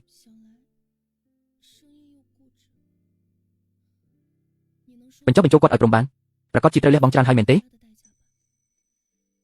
គាត់ចង់ឲ្យខ្ញុំគ្រប់គ្រងក្រុមហ៊ុនហ្វូនៅពេលដែលគ្មានអ្នកបន្តវេនខ្ញុំក៏យកព្រមហើយអ្នកបានសន្យាហើយតើអ្នកមិនមែនតែងតែមិនចង់គ្រប់គ្រងហ្វីជាទេអីតើវាដោយសារតែខ្ញុំមែនទេត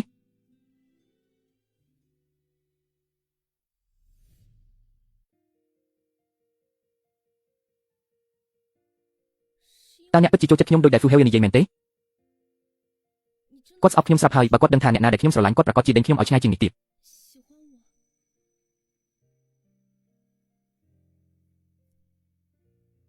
មិនមែនទេគឺគ្រួសារហ្វីជំពាក់អ្នកច្រើនពេកហើយគួរតែដោះលែងអ្នកតាំងពីយូរមកហើយ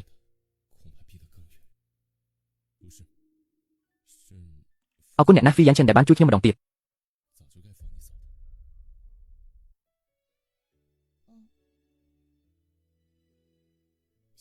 ជប់ឡាននៅខាងមុខទៅគឺសន្តាគារដែលខ្ញុំស្គាល់ហ្វីយ៉ាងចិនអរគុណអ្នកណា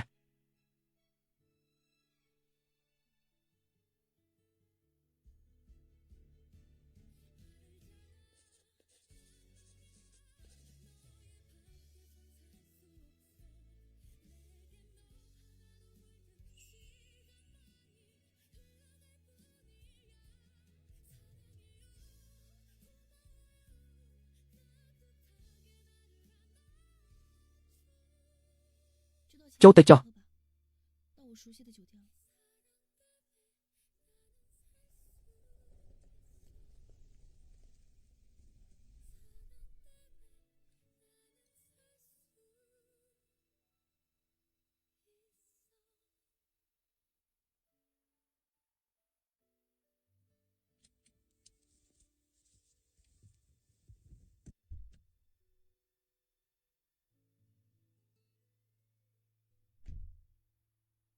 បាទយកពុស្តាងដែលហ្វូហេវយកកឹបកេងប្រាក់សាធារណៈនិងពុករលួយប៉ុន្មានឆ្នាំនេះបញ្ជូនទៅតុលាការដោយផ្ទាល់ទៅខ្ញុំមិនចង់ឃើញគាត់នៅដើរហើរខាងក្រៅទៀតទេ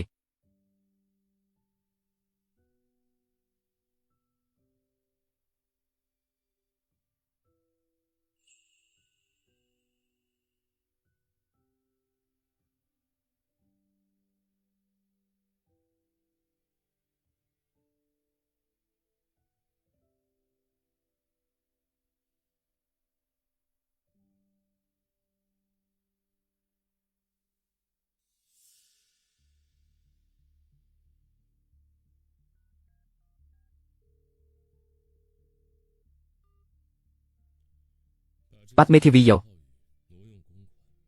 ហ្វូហេវរាល់អ្វីដែលអ្នកបានធ្វើចំពោះយានចាំទៅសង្វិញនៅក្នុងគុកទៅពុស្តាងច្បាប់ត្រូវបានបញ្ជូនទៅហើយហ្វូហេវនឹងត្រូវជាប់គុកយ៉ាងតិច10ឆ្នាំប៉ុន្តែព័ត៌មានក្តៅថ្ងៃនេះក៏តាក់ទងនឹងគាត់ដែរតើមានន័យថាម៉េច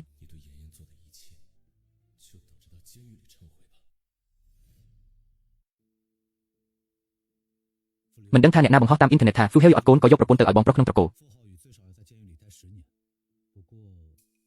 រឿងនេះបែរជាត្រូវគេទម្លាយចេញមកអាឡូប៉ុន្មានថ្ងៃនេះកុំទាន់ចូលមើលអ៊ីនធឺណិតអីមានមិនចាំរឿងស្ងប់ស្ងាត់សិនចាំអ្នកមើល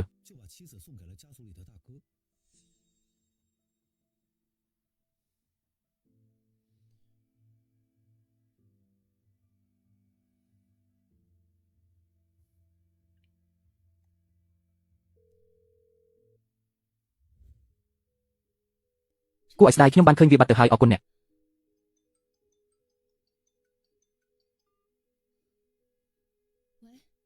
ខ្ញុំនឹងមិនមើលទៀតទេ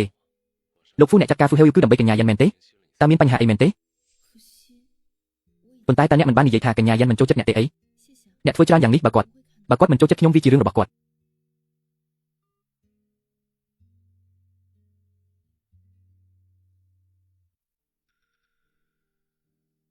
ឲ្យតែគាត់សប្បាយចិត្តខ្ញុំអាចធ្វើជាអ្នកការពារគាត់ជារៀងរហូតអាឡូយ៉ាងហួនតើមានរឿងអីជាមួយអ្នកនឹងហើយហ្នឹងតើខ្ញុំនៅមានតម្លៃសមនឹងហៅអ្នកថាម៉ាក់ទៀតទេ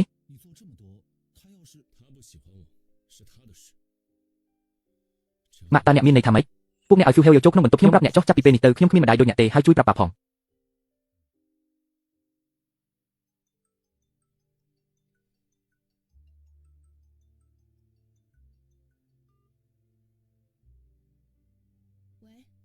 ក្រោយមកខ្ញុំនឹងចិញ្ចឹមពួកអ្នកតាមច្បាប់ក្រៅពីនោះយើងមិនចាំបាច់តាក់ទងគ្នាទៀតទេឪពុកម្ដាយពឹងមិនបានប្តីរឹតតែពឹងមិនបានចាប់ពីពេលនេះទៅគឺមានតែខ្លួនខ្ញុំម្នាក់ឯងប៉ុន្តែពេលនេះខ្ញុំគ្មានអ្វីត្រូវខ្លាចទៀតទេហើយអ្វីបានជាមនុស្សម្នាក់នេះដេកនៅលើដេកអញ្ចឹងគាត់ស្លាប់បាត់ហើយមែនទេមុខគាត់ដូចមនុស្សដែលល្បីក្នុងព័ត៌មានក្រៅថ្ងៃនេះដែលយកប្រពន្ធទៅដូរយកកូននោះណាមិនអីទេហើយឡានទៅមិនកាត់ទេហើយឡានពេទ្យមកណែអ្នកគឺជាហ្វូហេវមែនទេ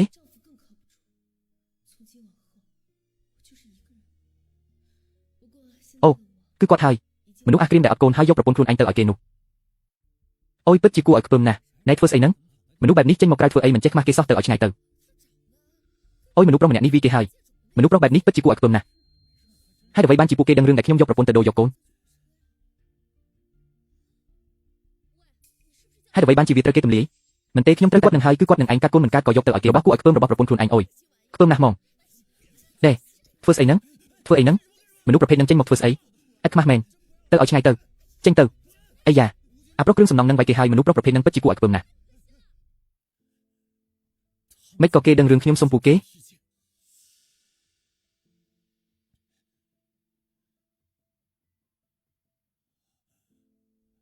មិនក៏បែកឃ្លីបានមិនក៏អីចឹងទៅវិញទេខ្ញុំសុំបកស្រាយប្រាប់អញសិន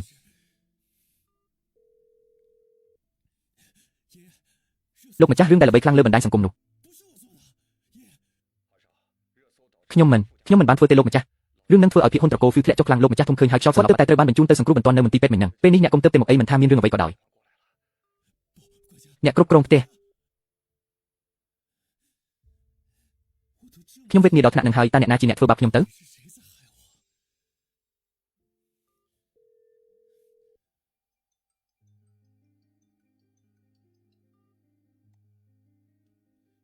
រឿងដែលហ្វីខ្វាន់និងហ្វូឡៃជាប់ពាក់ព័ន្ធនោះតើវាជាស្នាដៃរបស់អ្នកមែនទេហើយយកអ្នកទីបំផុតអ្នកឃើញហើយមែនទេខ្ញុំស្មានតែអ្នកត្រូវគេដេញទៅភាគខាងត្បូងហើយដេកងាប់នៅទីនោះបាត់ហើយតើហេតុអ្វីបានជាអ្នកធ្វើបែបហ្នឹងបងហៅយកមិនបាច់សួរក៏ដឹងដែរគឺដើម្បីកម្ចាត់ឲ្យអស់ស្គលតែម្ដងអ្នកគឺជាចៅបង្កើតរបស់លោកតាទោះបីជាត្រូវបញ្ជូនទៅក្រុងភាគខាងត្បូងក៏គង់តែមានថ្ងៃដែលអ្នកត្រឡប់មកវិញដែរប៉ុន្តែលើកនេះដោយសាររឿងអាស្រូវធ្វើឲ្យភាគហ៊ុនធ្លាក់ចុះលោកតាចង់ច្របាច់អ្នកឲ្យស្លាប់ទៅហើយខ្ញុំមើលទៅថ្ងៃមុខអ្នកគ្មានផ្លូវបានត្រឡប់មកវិញទៀតទេបងប្អូនល្អក្រុមហ៊ុន Fu Group ទុកឲ្យពួកខ្ញុំជាអ្នកមើលការខុសត្រូវចុះអ្នកនៅទីនោះមើលថែខ្លួនឯងទៅគ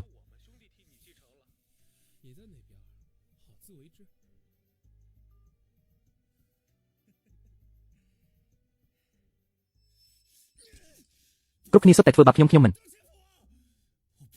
មិនលើកលែងឲ្យពួកអ្នកឡើយពួកអាថប់ទៀតស្រែកលោឡាស្អីហ្នឹងទៅឲ្យឆ្ងាយទៅកុំមកគោរកាយនៅទីនេះឥឡូវនេះខ្ញុំគ្មានអំណាចគ្មានអធិពលហើយថែមទាំងត្រូវគេដេញវីទៀតខ្ញុំតាំងជាមួយអ្នកណាមិនឈ្នះឡើយតើខ្ញុំគួរធ្វើបែបណាទៅជួយឬមិនជួយ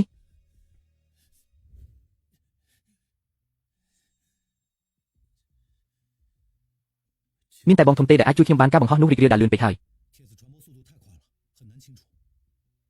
ពិបាកលុបបំបត្តិណាស់បង្កើនល្បឿនទៅមិនបាច់គិតពីតម្លៃទេចាត់ការឲ្យលឿនបំផុតបាទ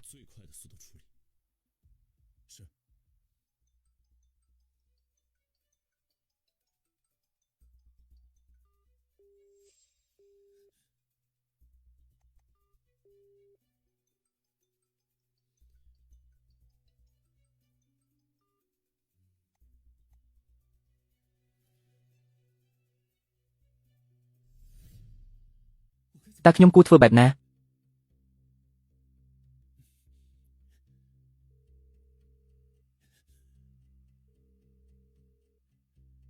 ល្អណាស់ឥឡូវមានតែអ្នកទេដែលអាចជួយខ្ញុំបានជួយខ្ញុំផងហ្វឹ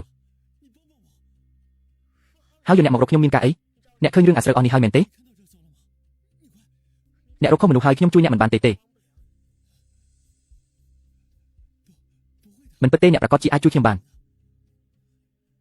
ខ្ញុំនិងហ្វីវ៉ាន់ឆិនមិនដែលជាប្តីប្រពន្ធនឹងគ្នាឡើយខ្ញុំគ្រាន់តែជាអ្នកសម្ដែងម្នាក់ដែលគាត់ជួលមកធ្វើជាប្រពន្ធប៉ុណ្ណោះការងារនេះបានបញ្ចប់តាំងពីថ្ងៃដែលខ្ញុំចាក់ចេញពីភូមិយមកម្លេះ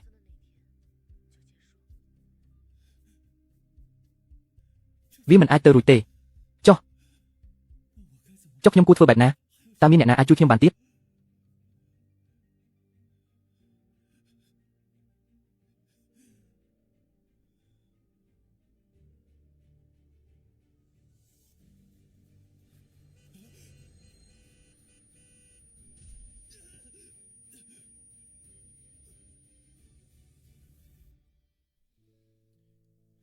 នេះគឺជាសម្បត្តិលែងលេះរបស់អ្នកនឹងគាត់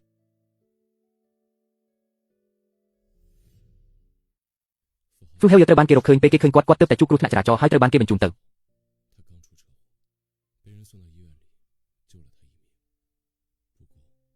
មន្ទីរពេទ្យដើម្បីសង្គ្រោះជីវិតប៉ុន្តែរឿងដែលគាត់ធ្លាប់ធ្វើពីមុនមកគឺគ្រប់គ្រាន់នឹងឲ្យគាត់ជាប់ពន្ធនាគាររយៈពេល10ឆ្នាំខាងមុខហើយដូច្នេះអ្នកមិនបាច់បារម្ភថាគាត់នឹងមកតាមរំខានអ្នកទៀតទេ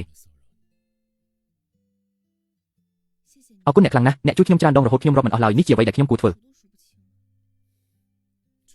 ចុះទៅថ្ងៃមុខអ្នកមានគម្រោងអ្វីដែរទេ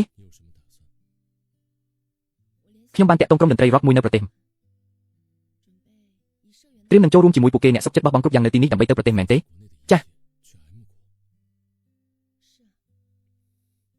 តើអ្នកសម្រេចចិត្តច្បាស់ហើយមែនទេអ្វីគ្រប់យ៉ាងដែលខ្ញុំមានពីមុនគឺឪពុកម្ដាយនិងប្តីជាអ្នកផ្ដល់ឲ្យពួកគាត់ផ្ដល់អ្វីគ្រប់យ៉ាងឲ្យខ្ញុំក៏ព្រោះតែចង់គ្រប់គ្រងជីវិតរបស់ខ្ញុំប៉ុន្តែចាប់ពីពេលនេះទៅ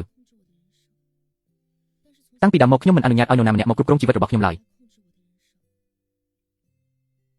ខ្ញុំគ្រាន់តែចង់ដឹងថាបើពឹងលើខ្លួនឯងតើខ្ញុំអាចដើរបានឆ្ងាយប៉ុណ្ណាអ្នកច្បាស់ជាជោគជ័យមិនខានតើចេញដំណើរថ្ងៃណាសម្បត្តិយន្តហោះគឺ3ថ្ងៃទៀតអីចឹងខ្ញុំនឹងទៅជូនអ្នកក្នុងនាមជាមិត្តភក្តិមែនទេល្អណាស់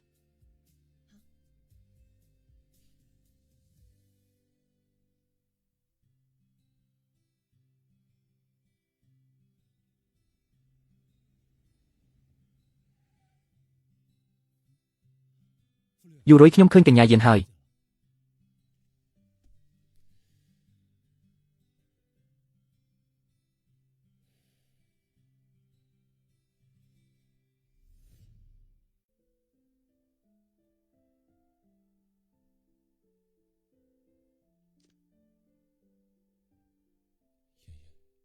យ៉ាងខ្សាច់នេះតាំងពីអ្នកឲ្យខ្ញុំមកខ្ញុំពាក់វាតាមខ្លួនរហូត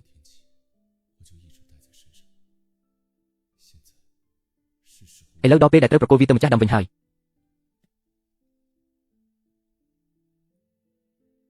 ទៅគេងទៅ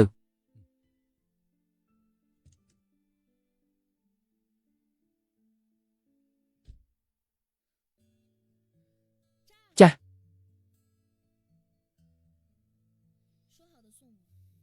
ថាជុំខ្ញុំតែបែរជាឲ្យខ្ញុំចាំយូរយ៉ាងនេះ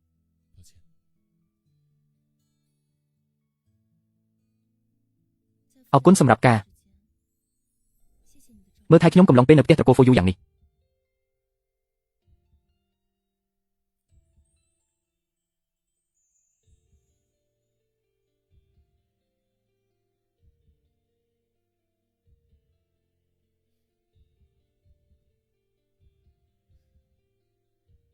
អញ្ចឹងខ្ញុំចូលទៅខាងក្នុងសិនហើយនេះសម្រាប់អ្នកចាំទៅដល់ចាំបាក់មើលតើឆ្នាំអីក៏ស័ក្តិសិទ្ធិ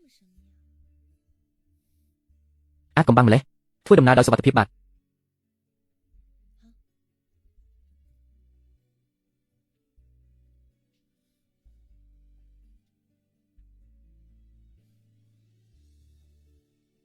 សូឡា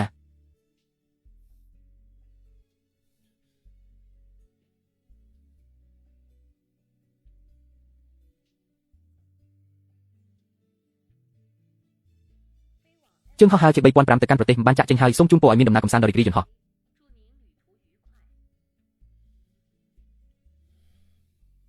ban ho lần hai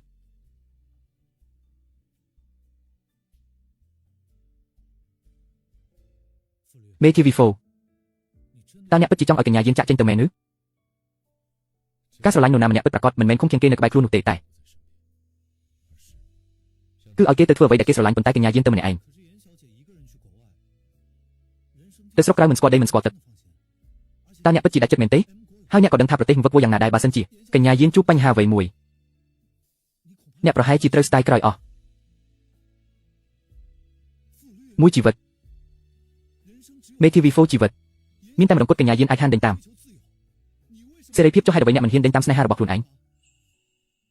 lực nít rồi hai chỉ ai chụp chay có thả bàn tin tơ brilliant yon hawk nhom nâng có sầm bot elo ni